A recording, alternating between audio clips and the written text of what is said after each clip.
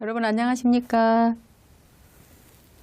저는 본교 학생상담센터의 상담교수로 있는 정정혜입니다. 이번 학기에 온라인 페스티벌 특강으로 사랑의 기술을 준비했습니다. 여러분들이 앞으로 살아가면서 또 사랑의 관계에서 조금 더 도움이 되기를 바랍니다. 제가 특강을 준비하면서 이런 목표를 세워봤습니다. 인간은 태어날 때부터 사회적인 동물이며 공동생활 안에서 사람들과 잘 어울리고자 하는 기본적인 욕구를 가집니다. 이 특강에서 이런 욕구를 좀 만족시키는데, 그리고 삶의 질을 향상하는 데 필요한 건강한 성과 사랑에 대한 이해가 이루어졌으면 좋겠습니다. 그리고 또한 자기를 애틋하게 여기는 자기 연민을 조금 더 생각해 보았으면 좋겠습니다. 특강에서 전해드릴 내용은 첫 번째 인간 생명에 대한 이해입니다. 그리고 두 번째는 자기 연민이란 무엇인가, 그리고 세 번째는 성과 사랑의 회복에 대해서, 그리고 네 번째는 성적 지향과 성별에 대한 내용을 좀 살펴보겠습니다. 그리고 다섯 번째, 인간의 성적인 그 반응은 어떠한지를 함께 공부해 보도록 하겠습니다. 첫 번째, 인간 생명에 대한 이해인데요. 제가 이제 사랑의 기술이라는 제목으로 이 특강을 준비하면서 사랑은 이제 성과도 관련되어 있지만, 우리가 그 성이라고 하는 것은 또 인간 생명과 연관되어 있습니다. 또 인간 생명은 또 그 남녀의 성에서 인간 생명이 출발을 하죠. 그래서 인간 생명을 염두에 두고 이 강의를 시작하려고 합니다. 여러분들이 생각하는 우리 사람의 생명의 시작은 어디라고 생각을 하는지 한번 이렇게 잠깐 생각해 보시면 좋겠습니다. 가장 고귀한 인간 생명의 시작이 과연 어디일까요? 어디라고 생각을 하실까요? 저는 그 인간 생명을 성에서, 고귀하고 거룩한 성에서 시작한다는 말씀 드리고 싶고요. 그렇다면 인간 생명은 하나의 그냥 개체에 불과한가? 아니면 숨쉬고 살아서 모든 것과 연결되어 있고 몸과 마음을 가지고 영혼을 가지고 있는 생명인가? 라는 것을 우리가 한번 또 생각해 봤으면 좋겠습니다. 나는 그냥 하나의 개체인가? 아니면 모든 것들과 연결되어 있고 몸과 마음과 영혼을 가진 생명인가를 한번 생각해보는 그런 시간 가졌으면 좋겠습니다. 인간 생명의 출발을 여기서는 남녀의 사랑으로 봅니다. 그래서 한 생명이 탄생하는 그 순간은 생물학적으로 정자와 난자가 만나는 그 순간이라고 볼 수 있고, 또 인간적인 면에서는 남녀의 사랑이라고 볼 수 있습니다. 여러분들 생각은 어떠신지 한번 살펴보시기 바랍니다. 그렇다면 이제 인간 생명의 출발과 인간 생명의 시작, 그리고 내가 개체인가 하나의 생명의 존재인가를 생각해 보았다면, 그러면 그런 내 생명을, 또 모든 사람의 생명을, 아니면 모든 생명을 내가 어떻게 여기고 있는가를 한번 또 생각해 볼 필요가 있겠습니다.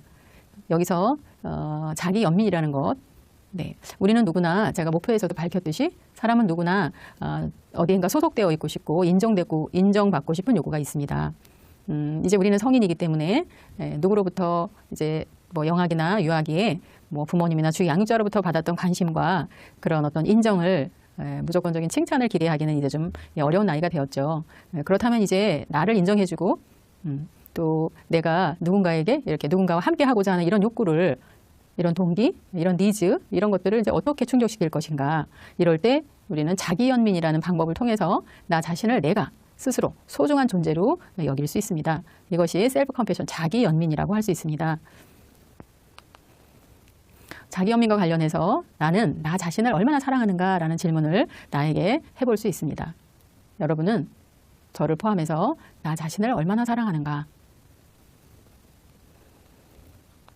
또는 나 자신에게 나는 얼마나 다정하고 따뜻한가를 헤아려 볼 수 있습니다. 내가 잘하고 뭔가 자랑스럽고 이럴 때 나를 다정하고 따뜻하게 대하는가? 또 잘못하고 실수하고 부족하고 내 결점을 내가 만났을 때 과연 나는 나 자신에게 다정하고 따뜻한가? 그렇다면 충분히 자기 연민에 가깝습니다. 우리는 보통 자랑스러운 나는 수용을 하지만 부끄러운 나는 수용하기를 거부하는 그런, 때로는 그럴 때가 있지요. 그럴 때일지라도 내가 나 자신에게 너그럽게, 온화하게, 다정하게 대한다면 그것이 바로 자기 연민에 가깝습니다. 이제 우리가 성과 사랑의 회복에 대해서 살펴보겠습니다. 여러분은 성을 뭐라고 묻는다면 어떻게 대답을 하실 수 있을까요? 저에게 성이 무엇입니까? 성은 어떤 것입니까? 라는 질문을 한다면 저는 성은 나 자신의 현존에 대한 알아차림이다라고 대답할 수 있습니다. 사랑 역시 마찬가지입니다. 사랑은 내가 움직이는 겁니다. 에너지의 흐름입니다. 가장 그 생산적이고 생명력이 있는 에너지를 이제 사랑이라고 할 수 있습니다. 성은 나 자신의 알아차림, 내가 여기 이대로 있음을 알아차림입니다. 성을 통해서 우리는 나 자신을 알아차릴 수 있습니다. 또 성은 사랑으로 들어가는 문이다라고 설명할 수 있습니다. 우리 인간 생명의 출발은 이 사랑에서 출발을 합니다. 성을 통하여 사랑에서 출발합니다. 성은 사랑을 통하여 완성합니다. 그래서 인간 생명은 곧 성과 사랑의 아름다운 현상이다, 이렇게 설명할 수도 있겠습니다. 성은 생명이고 사랑이고, 그리고 또 하나 성은 생명을 나는 강력한 에너지입니다. 우리가 성은 곧 생명이기 때문에 성을 이렇게 거룩하게, 아주 그 생명을 낳는 강력한 에너지로 여긴다면 우리가 성을 대하는 태도도 달라지고, 또한 사람들을 대하는 태도도 매우 차이가 있을 거라고 저는 생각을 합니다. 그래서 이제 그 성이 가려진 곳에서 또는 은밀하게, 남모르게, 어두운 곳에서 성이 어둡게 있는 것이 아니라 생명을 낳는 강력한 에너지이므로 그 빛을 발할 수 있으면 좋겠습니다. 성은 사랑이고 생명이기 때문에 그렇습니다.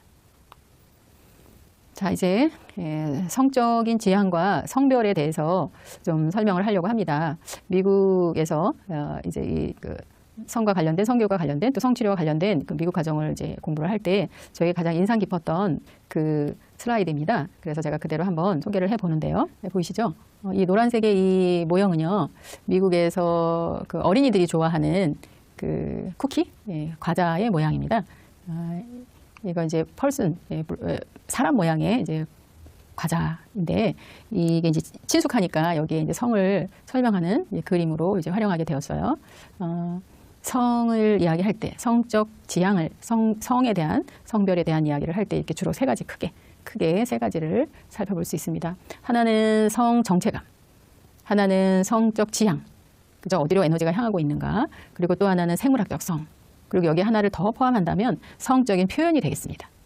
뒤에서 하나하나 살펴서 설명을 할 텐데, 이 성에 대한 이 인식, 이것은 이제 머리로 할 수 있는 거죠. 내가 여성인가 남성인가, 젠더 아이덴티티, 성별에 대한 인식이기 때문에 머리에 이렇게 표시를 해놨습니다. 이것은 보면 색깔이 한 가지 색이 아니라 여러 가지 색의 스펙트럼으로 나뉘어져 있어요. 이거는 뭡니까? 남자, 여자로 구분을 하지만 우리에게는 남성성과 여성성이 이렇게 혼재해 있다, 그런 거죠. 과거에는 뭐 그 남성, 여성을 아주 이렇게 많이 구분하고 나누고 차별도 했잖아요. 그런데 지금은 어때요? 매우 이제 유연하게 남성과 여성을 이야기하죠. 여러분은 나 자신을 여성이라고 생각합니까? 남성이라고 생각합니까? 이게 바로 성 정체감입니다. 이것은 이제 전통적인 성이라고 볼 수 있습니다. 두 번째는 성적인 여기는 이제 표현이 먼저 나왔는데, 이 성적인 지향이죠. 보통 우리가 남성은 여성은 남성을 지향하게 되는데, 그것도 아닌 같은 성을 지향하는 경우도 있죠. 그리고 양쪽 성을 다 지향하는 경우도 있어요. 그래서 이 성적인 에너지도 자, 이렇게 우리가 양방향으로 이렇게 나누어 볼 수 있습니다. 비교를 해볼 수 있습니다.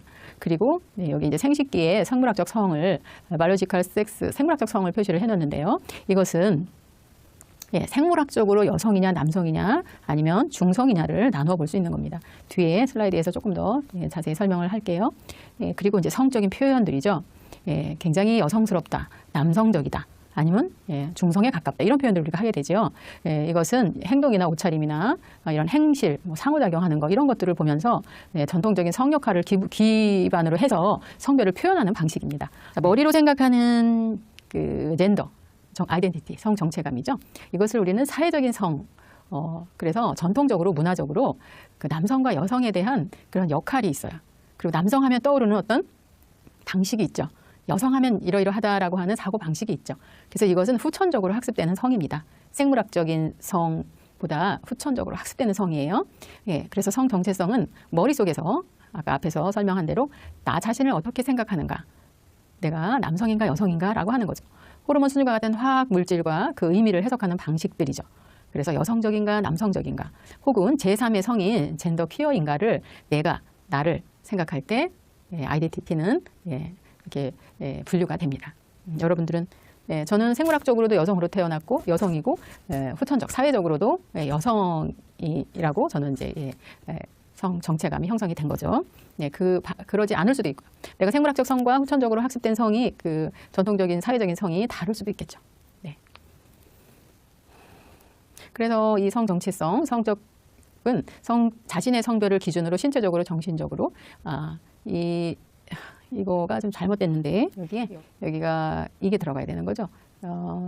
섹슈얼 오리엔테이션이 들어가야 되는 거죠. 성적 지향이 들어가야 됩니다. 그래서 성적 지향은 자신의 성별을 기준으로 이제 신체적으로나 정신적으로 또는 정서적으로 어느 쪽으로 끌리는가예요. 오리엔테이션이니까 방향성이죠. 에너지의 방향성. 내가 이게 끌리는 그런 그 방향성을 이야기합니다. 그래서 내가 이성에게 끌리느냐, 동성에게 끌리느냐, 아니면 양성, 이 둘의 성의 낭만적이거나 성적인 매력이 지속적인 패턴을 가지고 어느 방향인가를 알려줍니다. 저는 여성인데 제가 여성에게 끌릴 수도 있고 또 남성에게, 이성에게 끌릴 수도 있고 양쪽 다 끌릴 수도 있겠죠. 그렇지만 또 안 끌릴 수도 있어요. 모두 다 끌리는 게 없을 수도 있어요. 그거를 얘기하는 것이 바로 이성애자냐, 동성애자냐, 양성애자냐, 무성애자냐, 범성애자냐. 모두에게 끌리느냐, 모든 것에게 끌리느냐라고 하는 거예요.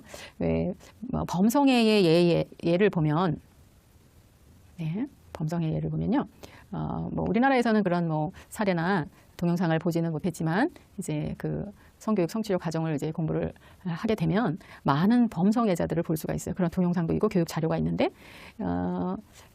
어떤 그 자료가 기억에 남냐면 한 여성이 그러니까는 쇠붙이에 끌리는 그런 그 여성의 사례가 있어요. 그 여성은 파리의 그 에펠탑 철탑을 보면 철탑을 보면서 사랑을 느껴요. 철탑을 만지면서 그 사랑의 감정을 느껴요. 몸이 흥분되면서 범성애에 해당하죠. 어떤 남성은 또 큰 기구를 타면서 거기에서 또 성적 지향을 느껴요. 또 어떤 여성은 양치질을 하면서 여기에서 또 올가즘을 느끼는 여성이 있어요. 어떤 남성은 또 동물의 그 흉내를 내면서 또 이 매력이나 성적인 매력이나 낭만을 또 경험하는 그런 그 케이스들이 있었습니다. 그래서 범성애는 우리가 경험하지 못하고 우리가 주변에서 잘 관찰되지는 않지만 많은 대상에게 낭만적이거나 성적인 매력을 느끼는 그런 경우에 해당합니다. 그런데 이제 우리가 여기서 좀 생각해 볼 것은 많은 사람들이 이성애자에 해당하죠. 저는 여성이니까 남성에게 끌리고 남성에 대해서 성적 오리엔테이션이 지향이 되는데 이게 이제 가장 이제 일반적인 우리의 그 성적 지향이죠. 그런데 일반적이지 않다고 해서 동성에게 끌린다고 해서 양성애에 끌린다고 해서 또 무성애라고 해서 범성애라고 해서 그들을 우리가 판단하거나 또는 비난하거나 그들을 평가하기 어렵다는 점입니다. 저는 이제 상담가이면서 치료자인데요. 많은 내담자들이 이제 이성애에 해당하는 경우죠. 그렇지만 우리가 동성애, 양성애, 무성애, 범성애의 그런 성적 지향을 가진 그 사람들을 이성애와 분류를 해서 성적 소수자다 이렇게 또 분류를 하죠. 그렇다고 해서 우리가 그들을 색안경을 쓰고 볼 권리는 우리에게 과연 있을까? 저는 없다고 생각합니다. 그래서 내가 남성에게 끌리듯이 동성애에 끌리고 양성에 끌리고 끌리지 않건 다양하게 끌리건 이것은 개인의 취향이다. 그 개인의 독특함이다. 나와 다만 다를 뿐이다라는 거죠. 제가 동성애자일 수도 있고 양성애자일 수도 있고 무성애자일 수도 있고 범성애자일 수도 있었다. 근데 저는 가장 일반적인 이제 이성애자라고 볼 수 있지만 그렇다고 제가 그들을 성소수자 그분들을 이렇다 저렇다 평가하거나 비난하거나 특히 판단하기는 어렵다라는 거죠. 판단해서는 안 된다라고 하는 거예요. 그래서 저는 상담자이고 치료자이기 때문에 더욱이 그런 것들은 금물이라는 것이죠. 미국의 상담 윤리 강령에 보면 상담자들도 치료자들이 그들이 성소수자라고 해서 나는 당신을 상담할 수 없습니다. 이렇게 하면은 그 윤리에 위배되고 저촉이 돼서 제소를 당할 수가 있어요. 우리나라는 아직까지 그렇게까지는 아닌데, 여기서 이제 성적 오리엔테이션에서 우리가 조금 주의할 점, 한 번 더 생각해봐야 할 점이라서 제가 좀 설명을 했습니다. 생물학적 성은 아까 이제 생식기에 이렇게 표시가 되어 있었죠. 생물학적 성은 객관적으로 측정 가능한 기관, 또 호르몬이나 염색체 등을 통해서 우리가 알 수 있습니다. 그래서 이 성별을 쓸 때 태어날 때 남성과 여성으로 우리의 신체가 이제 나눠지죠. 그래서 생물학적인 성은 선천적인 성, 아까 성적 아이덴티티와 구분이 되는 후천적이고 학습된 성, 문화적인 성이 아닌 선천적인 성을 이야기합니다. 그래서 내가 생물학적으로는 생물학적인 성과 그 문화적인 성이 다를 때 굉장히 어려움이 있겠죠. 예. 다른 성에 대한 어떤 혐오가 있을 수도 있고 다른 성에 대한 어떤 그 지향이 있을 수도 있겠죠. 예. 생물학적인 성은 여성은 질과 난소와 XX 염색체로, 예, 그리고 남성은 음경과 고환과 XY 염색체로, 예, 조합이 되어 있고 중성은 이 둘의 조합이 되어 있는 그런 성을 이야기합니다. 그런데 여기서 여성도 남성도 중성도 아닌, 예, 생물학적인 몸과 관계가 없는 성별이 또 있어요. 그러니까 우리가 알고 있는 일반적인 여성, 남성, 네, 중성, 이것은 너무나 일반적으로 알려진 거지만 그 이외에 non-binary라고 하는 그런 또 예, 그 성소수자 분들이 또 있는 거죠. 그래서 여성이나 남성이란 생물학적인 성과 관계가 없는 성별, 예, 성을 일컫는 그런 그 예, 호칭입니다. non-binary. 예, 말씀드린 것처럼 나는 생물학적인 성과 문화적인 성이 일치한다면 건강하겠죠. 나의 성에 대해서. 그런데 그것이 이제 차이가 난다면 굉장히 성적 불편감을 경험하게 됩니다. 예. 그래서 성은 개인의 고유한 영역이고 또 굉장히 중요한, 개인에게는 굉장히 중요한 영역이라서 나와 다르다고 해서 비교하거나 뭐 비난하거나 판단하거나 할 대상이 아니다라는 것. 그냥 고유한 개인의 그것이기 때문에 그대로 이해받아야 되고 그대로 수용받아줘야 된다라고 말씀드리고 싶습니다. 예, 성별 표현은 앞에서 살펴본 것처럼 우리 몸 전체를 통해서 표현되는 겁니다. 그래서 뭐 행동이나 옷차림이나 말과 행실이나 상호작용하는 방식을 통해서 성별을 표현하는 방식이죠. 그래서 어려서부터 우리가 이렇게 보고 자란 것이 있잖아요. 예, 그런 것들을 통해서 우리는 내가 여성임을 혹은 남성임을, 예, 이렇게 표현하게 됩니다. 예, 이제 목차에서 보면 5번째죠. 우리 인간의 성적인 반응이 어떠한지를, 예, 함께 살펴보겠습니다. 이 성적 반응 단계에 대해서는 메스터즈와 존슨의 연구가 이제 시작이 되면서 많이 알려졌습니다. 메스터 존슨은 이미 이제 1960년대에 한 연구인데요. 성적 반응 단계를 4단계로 분류합니다. 이것이 뭐 이렇게 무 자르듯이 뭐 흥분 단계, 안정 단계, 뭐 이제 흥분 단계가 끝나고 안정 단계로 넘어갑니다. 뭐 그런 건 아니죠. 이렇게 흐름을 타는 건데, 예, 흥분 단계가 먼저 오고 그리고 나서 안정기, 그리고 절정기인 오르가즘기, 그리고 해소기가 온다. 우리가 이제 다 성인이기 때문에, 예, 이런 경험이 있을 수도 있고 아직 이제 없을 수도 있겠는데, 물론 단계별로 진행이 되겠죠.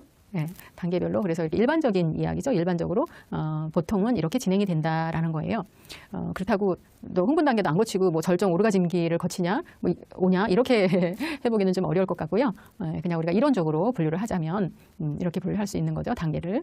그리고 헬렌싱어와 카플레는 3단계로, 이게 1970년대에 연구된 이론이죠. 단계죠. 그 욕구를 먼저, 성에 대한 그 욕구가 먼저 이렇게 올라오는 시기를 단계로 두었습니다. 흥분 단계 전에.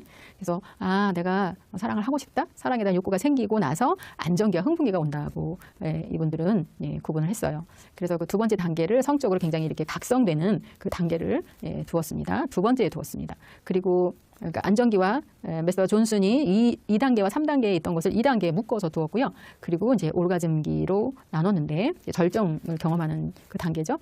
그랬는데 이제 해소기, 메스터 존슨의 그 해소기가 생략이 된 거죠. 예. 그렇다고 뭐 나는 4단계, 너는 3단계 이렇게 구분을 하기는 좀 어렵고요. 예, 대체적으로 인간의 성적 반응 단계는 3단계에서 4단계 정도로 우리가, 예, 이렇게 경험해보고, 예, 이야기를 할 수 있습니다.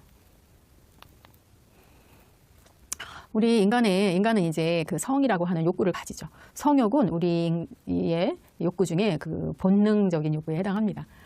인간의 성욕은 대단한 그 에너지를, 예, 동반하죠. 왜냐하면 인간의 성욕에서부터, 예, 그 인간 생명이 우리가 욕구에서부터 이루어진다면 그 어떤 생명에 대한 어떤 꿈틀거림이죠. 자기 자신을 실현하려고 하는 현존을 가장 많이 경험하는 부분이기도 하고요. 또 생명을 탄생시키기 위한 그 전 단계에 해당하기도 하고요.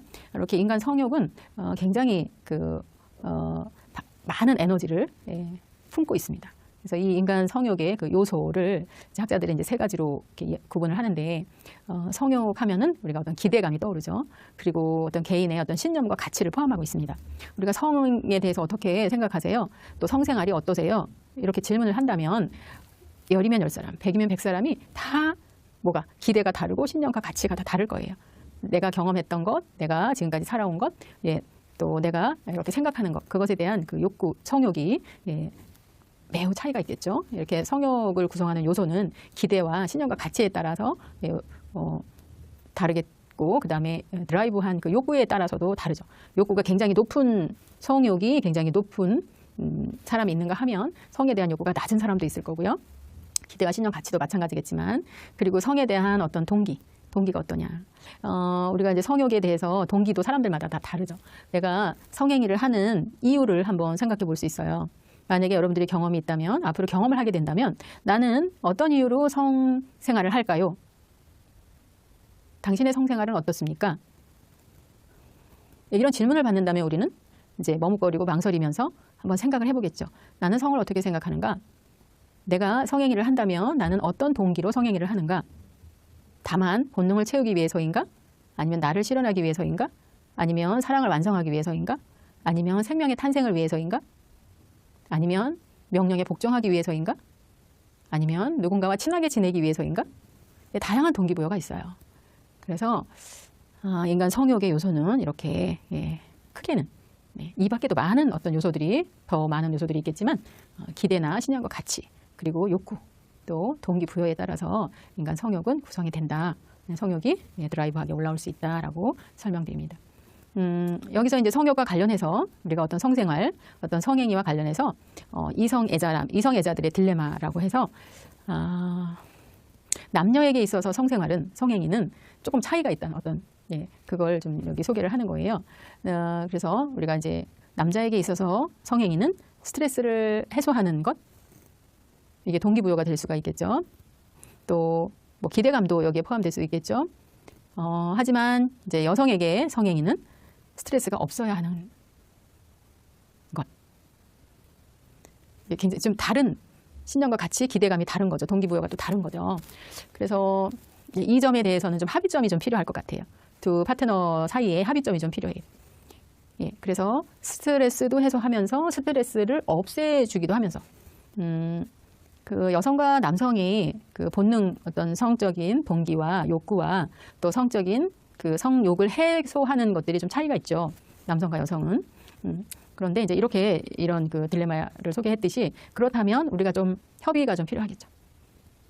여성에게 그 스트레스를 없애주려면 어떻게 해야 되는지 좀 고민이 좀 필요하고, 이 딜레마를 최소화하기 위해서는요.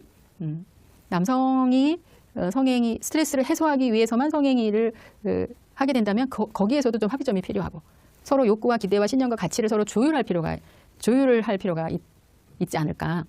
예, 조율된 그런 그 남성과 여성의 성행위는 상당히 그 훨씬 더 건강한 성생활로 우리를 이끌어갈 수 있겠죠.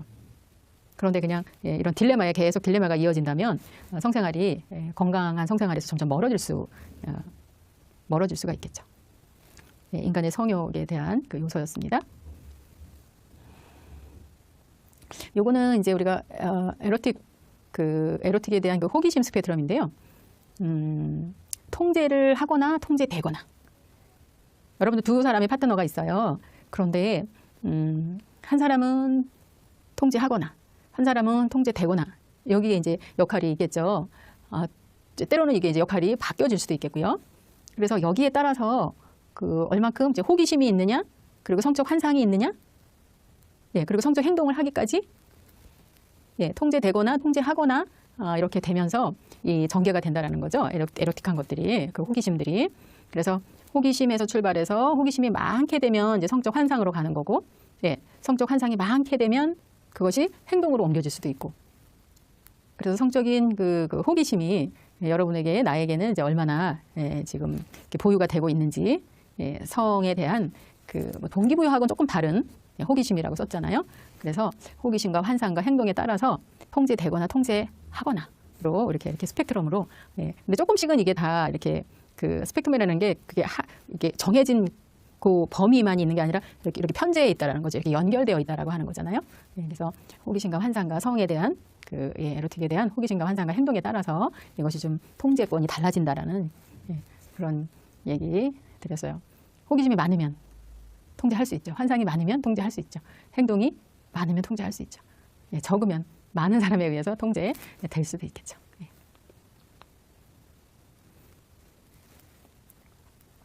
우리가 이제 이제 성인이 되면 이제 성생활을 이제 하게 되는데, 물론 이제 성생활과 뭐 이렇게 관심이 없거나 성생활과 이렇게 관련이 없는 개인도 있겠지만 이제 일반적으로 이제 성인이 되면 이제 성생활과 자연스럽게 이어지게 되는데, 누구나 건강한 성을 꿈꾸고 예, 행복하고 기쁜 성생활을 원합니다.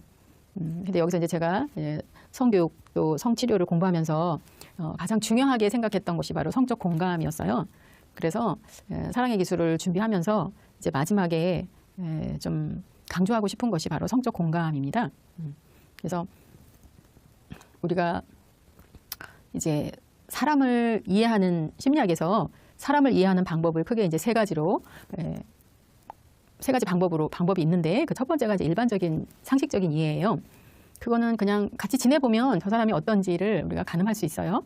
뭐 말을 많이 한다거나 말수가 적다거나 그러면 되게 활발하다, 활동적이다, 아니면 소심하다, 되게 신중하다, 이제 이렇게 알 수 있죠. 이해할 수 있어요. 그런데 그렇게 관찰과 함께 생활하는 것만으로는 그 내면을 들여다보기가 어려워요. 그래서 우리는 사람을 이해할 때 객관적인 이해를 좀 원해요. 그래서 또 과학적인 방법으로 이해하는 그런 심리검사, 내면을 이해하기 위한 그런 심리검사를 통해서 객관적으로 데이터를 가지고 또 사람을 이해하는 방법이 있죠. 그다음에 세 번째는 공감적인 이해입니다. 굉장히 이제 좀 내면이 더 심층적으로 한 개인을 이해하는 방법이겠죠. 주로 이제 상담의 장면에서 이제 상담 전문가들이 혹은 치료자들이 한 개인을 이렇게 변화시키고자 할 때, 개인이 어려움에 처했을 때 도움을 줄 때 그런 공감을 통해서 도움을 줍니다. 그런데 여기에 앞에 섹슈얼이라는 성적 공감이라는 것을 우리가 지금 보려고 하는 거예요. 일반적인 공감이 굉장히 그냥 일반적인 상식적인 경험과 상식적인 이해, 객관적인 이해, 그리고 공감적인 이해가 굉장히 높은 경지에 심층적으로 개인을 이해하는 거예요. 그런데 여기에 성적 공감이에요. 그러면은 어때야 할까요? 그냥 공감. 이 사람이 성행위와 관련된, 성과 관련된 공감이어야 하는데, 그렇다면 어떨까요? 한 개인을 이해하는 능력이 뛰어난, 이해하는 능력이 있는 사람이 성적인 공감력도 더 높을까요? 일반적인 공감력은 떨어지는데 성적인 공감력은 높을까요? 일반적인 공감의 수준이 성적인 공감의 수준과 연결됩니다. 그래서 성적인 공감은요, 아까 앞에 나와 있는 대로 에로틱한 호기심의 탐구를 허용하는 관계, 상대방이 나에 대해서, 내가 상대방에 대해서 얼마큼 호기심, 관심이 있느냐, 호기심.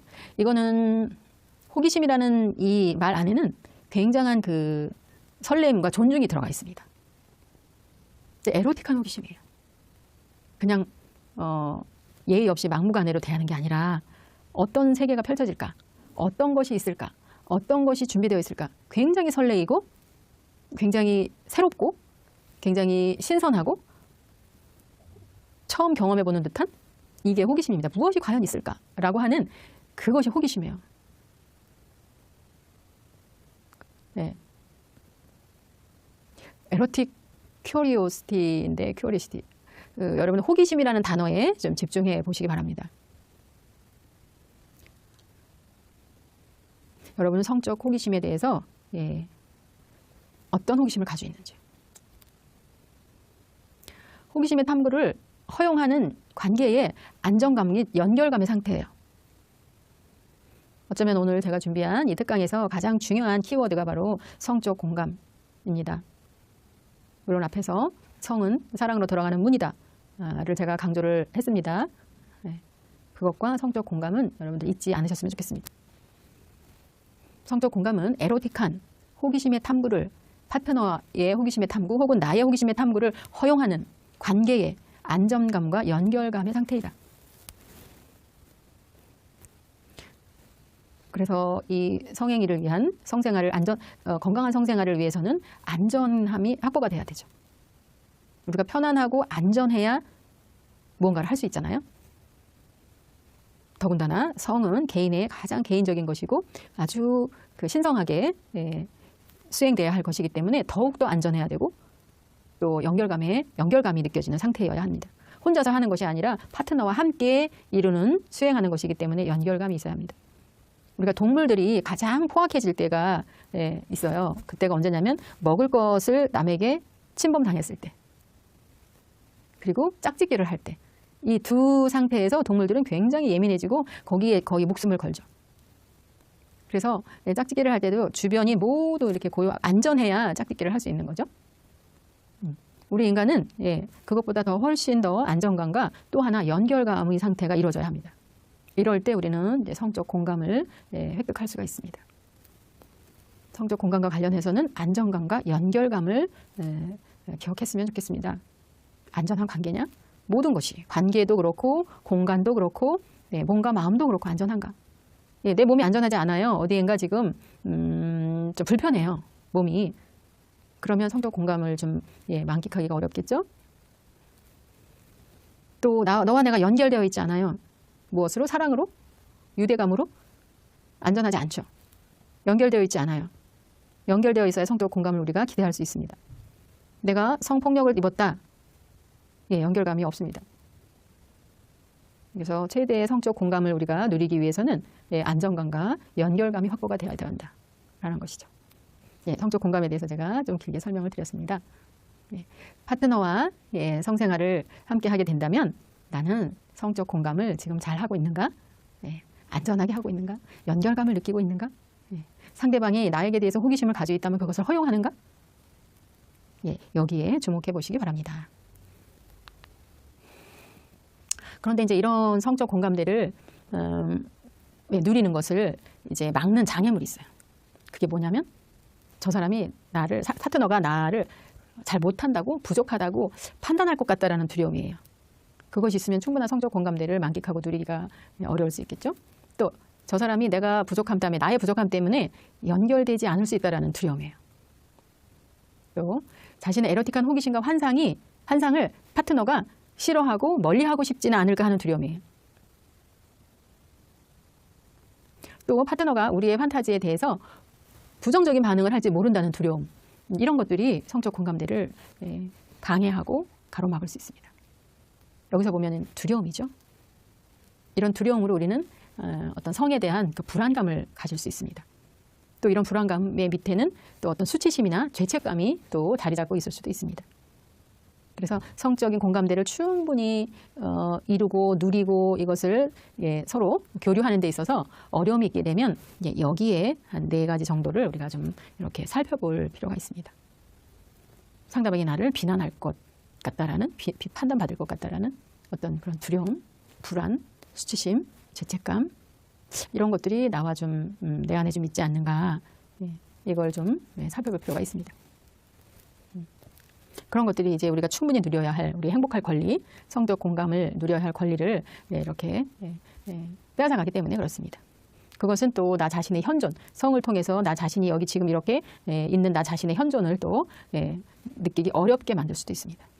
그래서 이런 두려움이나 불안이나 수치심이나 죄책감이 혹여나 느껴진다면 탐색하고 이것을 이제 해소하는 그런 그 시간을 갖고 스스로 그게 어렵다면 좀 전문가의 도움을 받아서 해소하는데, 건강한 성생활을 하는데 도움을 받을 수가 있습니다. 제가 참고한 책들이고요. 오늘 이렇게 간단하게 인간 생명에 대해서 성과 관련해서 살펴보았고요. 인간 생명의 출발점, 그리고 한 개체로서가 아닌 정말 온전한 생명으로서 이해되어지기를 바라고요. 인간의 성은 그 생명을 창조하는, 생명으로 들어가는 문이라는 거, 그리고 자기 연민, 우리에게 누구에게나 있는 인정받고 싶은 욕구와 소속되고 싶은 욕구, 이것을 나 스스로에게 내가 나를 소중하게 여기고 다정하게 여기고 나 자신에게 충분한 그 사랑을 나 자신에게 베풀면서 온화하고 따뜻하게 다정하게 대해주는 것 필요하다고 생각합니다. 그리고 성은 사랑과 생명과 연관되어지고 성과 사랑이 존중받을 때 우리 생명이 존중받는다는 것, 이것이 이제 우리가 이제 성을 건강한 성으로, 소중한 성으로 다시 회복해야 하는 필요성을 살펴보았고요.